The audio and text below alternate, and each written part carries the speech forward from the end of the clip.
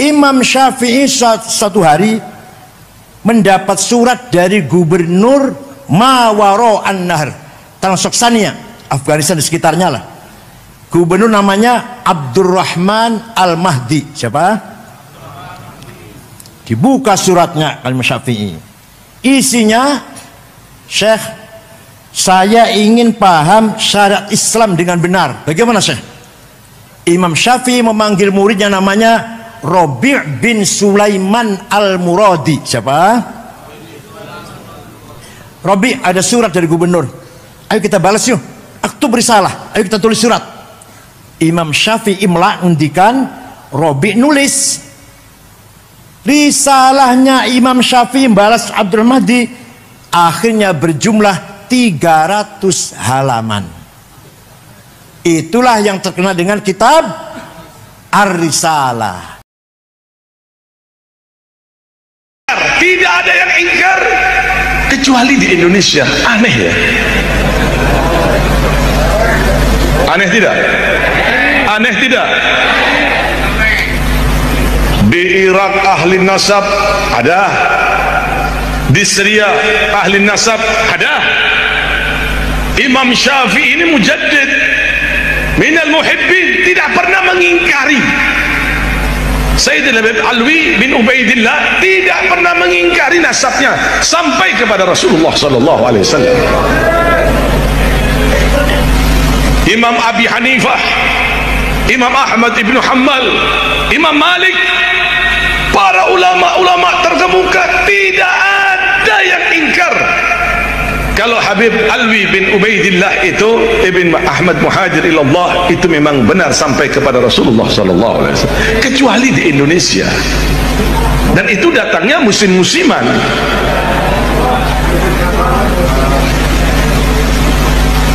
Saya tanya kepada teman-teman, semuanya betul. Jadi seakan-akan dia lebih hebat dari Imam Syafi'i, dia lebih hebat daripada Imam Abi Hanifah, seakan-akan dia lebih hebat daripada Imam Ahmad ibn Hanbal, seakan-akan dia lebih hebat daripada Imam Malik. Imam Syafi'i satu hari mendapat surat dari gubernur Mawaro An-Nahr, Transoksania, Afghanistan di sekitarnya lah. Gubernur namanya Abdurrahman Al-Mahdi. Siapa? Dibuka suratnya Imam Syafi'i. Isinya, Syekh, saya ingin paham syariat Islam dengan benar. Bagaimana, Syekh? Imam Syafi'i memanggil muridnya namanya Robi' bin Sulaiman Al-Muradi. Siapa? Robi, ada surat dari gubernur. Ayo kita balas yuk. Aktub risalah. Ayo kita tulis surat. Imam Syafi'i ngendikan, Robi nulis. Risalahnya Imam Syafi'i balas Abdul Mahdi akhirnya berjumlah 300 halaman. Itulah yang terkenal dengan kitab Ar-Risalah. Paham betul? Surat, mana surat? Suratnya Imam Syafi'i. Datang Gubernur Abdurrahman Al-Mahdi. Isinya apa isinya? Aduh. Singkat maulah. Kalau ente yang paham Islam, syarat Islam, pertama harus paham tipe-tipe ayat Al-Quran. Bayan ilahi. Ayat Quran nggak sama. Ada ayat muhkamah, sudah baku. Ada yang mutasyabihah, samar-samar. Ada ayat yang mutlaqah, absolut. Ada muqayyadah, yang tercatat dengan syarat, terikat dengan syarat. Ati'ullah wa ati'ur rasul. Taat kepada Allah, taat kepada Rasulullah, mutlak. Wa ulil amri minkum, taat kepada pemerintah dengan syarat. Kalau pemerintahnya baik, namanya ayat muqayyadah, yang wa ulil amri minkum lagi. Yang awalnya mutlaqah. Belum ada lagi amma, ayat umum dan ayat khusus. Ada ayat maknanya hakiki, ada yang majazi, ada nasikhah, ada mansukhah, menjelid dan dijelid. Dah, sudah paham Quran belum cukup, harus paham hadis. Karena Quran sangat global. Quran perintah sholat menyinggung masalah sholat 62 kali. Aqimus sholah, aqamus sholah, aqimus sholah, yuqimunas sholah, ping sudah loro. Tapi Quran tidak menjelaskan berapa kali sholat itu sehari semalam, Namanya apa sholat itu? Wonten Quran? Wonten mboten? Yang nggak pernah baca Quran jawabnya ragu-ragu jawabnya. Mboten wonten. Sholat itu ping 5 jenenge duhur, asar, maghrib, isya, subuh. Mboten wonten. Maka hadis yang menjelaskan furidat alaikum khamsu maktubat adh-dhuhr wal asar wal maghrib wal isya wal fajr. Hadis. Nah, setelah bayan ilahi, bayan nabawi kita pahami ada hadis mutawatir marwah jam'un an jam'in la yahtamil fihi al-kidb wa khata'. Hadis yang gak mungkin bohong, gak mungkin salah. Ada hadis masyhur terkenal, ada hadis aziz yang bagus, ada hadis ahad individual. Setelah paham bayan ilahi Quran, bayan nabawi hadis, belum cukup. Kata Imam Syafi'i, bukan kata saya, kata Syafi'i. Bayan akli, akal harus dipakai. Akalnya ulama bukan akal sampean. Akal harus dipakai. Akal ulama ada 2. Akal kolektif menghasilkan ijma, konsensus. Paham betul? Arkanus sholati sab'ata asyar, rukun sholat 17 niku mboten Quran, mboten hadis, hasil akale ulama. Ada lagi akal individual namanya kias, analogi. Kias ada 9. Aulawi, burhani, mantiki, jadali, istiqra'i, tamtili, khitabi, syi'ri, ikna'i. Kalau nggak pakai kias kita nggak bisa ngapa-ngapain. Sabu-sabu, narkoba haram atau halal? Haram. Berani mengharamkan, di Qurannya ada. Inna sabu wonten. Hadis wonten. Kok berani mengharamkan sampean? Pakainya kias. Pakainya apa? Kias burhani, kias fakta. Ini barang faktanya memabokkan, berarti podo karo khomer. Khomer ni Quran ono haram, berarti ini barang haram. Hada muskirun wa kullu muskirin khamrun wa kullu khamrin haram fahada haram. Ini namanya burhani, menggunakan apa? Muqaddimah sughra, premis minor, muqaddimah kubra, premis major, qaul syarih, legal statement, kemudian natijah, conclusion as-shadiqah yang positif. Anda paham betulnya mana? Kayak Khalil almarhum, bapaknya Gus Yakut, bapaknya Gus Yahya, punya karangan ilmu mantik. Bahasa Indonesia sudah gampang dibaca lah. Gak usah yang bahasa Arab, angel. Jadi kias aulawi, kias burhani sangat penting untuk menanggapi masalah-masalah yang sekarang terjadi yang dulu belum ada dibicarakan oleh para ulama. Coba kalau nggak pakai kias, nggak bisa ngapa-ngapain kita. Nomor 2, nempeleng ayah ibu, boleh nggak? Quran nggak ngelarang tuh, Quran nggak ngelarang. Yang dilarang oleh Quran, gimana? Wala taqul lahuma uffi wala tanharhuma. Kamu jangan ngomong kasar pada ayah ibu, kamu jangan bentak-bentak ayah ibu. Kalau gitu kita masuk rumahnya ayah ibu, nggak usah ngomong, nggak usah bentak, tempelengin aja. Boleh nggak itu?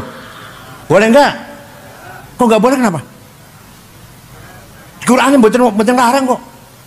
Pakai kias aulawi. Kias apa namanya? Kalau nempeleng, kalau bentak saja haram, ngomong kasar saja dosa, lebih-lebih fabil aula nempeleng. Paham boten? Wala taqrabuz zina innahu kana fahishatan wa sa'a sabila. Jangan mendekati zina. Jangan apa? Mendekati. Jadi yang dilarang mendekati. Zina dilarang, mendekati zina. Zinanya mendekati zina haram, dilarang. Zinanya lebih-lebih gitu jamnya. Zinanya ini namanya aulawi. Apa namanya? Ini hasil produk ilmunya Imam Syafi'i. Kalau nggak pakai ijma, nggak pakai kias, kita nggak bisa praktek ibadah. Dengan ijma dan kias itu melahirkan ilmu yang sangat penting, namanya ilmu fikih. Ilmu apa namanya? Ilmu fikih itu juklak, juknis, petunjuk cara sholat. Ilmu fikih ada Safinah, ada Sulam, Fathul Qorib, Fathul Mu'in, Fathul Wahab, Muhadzab, Majmu, Mahalli. Itu produk ijma' dan qiyas ulama. Tanpa ijma' qiyas ulama gak akan ada ilmu fikih.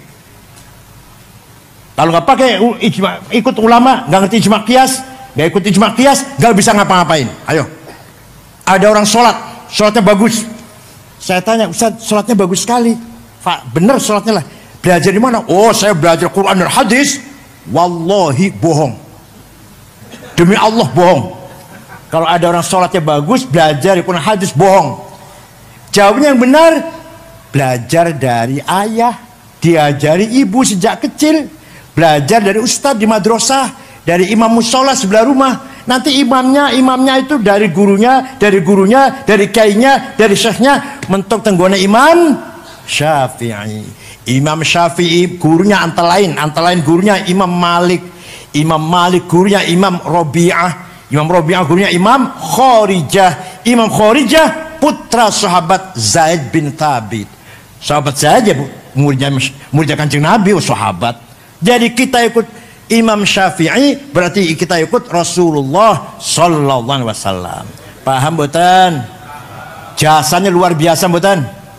Kalau tidak ada usul fikih, nggak mungkin akan lahir ilmu fikih yang ambrek-ambrek nih, betul bakal wonten. Itu baru saya contohkan bab sholat, belum bab yang lain-lain. Ya Allah, mudah-mudahan santri Rembang semuanya paham tentang usul fikih dan fikih, dan harus paham pula dengan ilmu mantik. Sebelum usul fikih, ilmu mantik dulu. Harus paham pula makulatul asyarah, kategori 10. Dulu saya ngaji,